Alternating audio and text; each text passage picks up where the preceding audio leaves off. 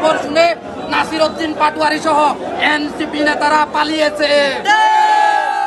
দীর্ঘ 17 বছর যিনি গণতন্ত্রের জন্য এদেশের মানুষের জন্য রক্ত দিয়েছেন, হাসিনার নির্মম প্রতিহিংসার শিকার হয়ে যিনি ভারতে গুমের শিকার হয়েছেন, সেই সালাউদ্দিন আহমদকে নিয়ে অশালীন মন্তব্য করবে, সেটা সালাউদ্দিন প্রেমীরা মেনে নেবে না।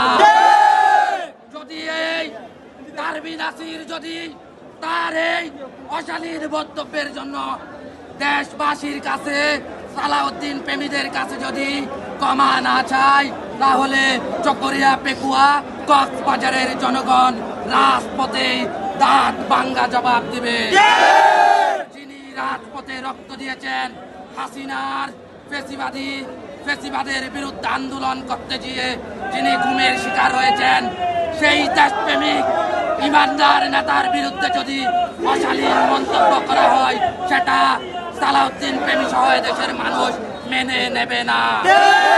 অতিটুতে এই বক্তব্যের জন্য তার থেকে দেশবাসীর কাছে ক্ষমা চাইতে হবে।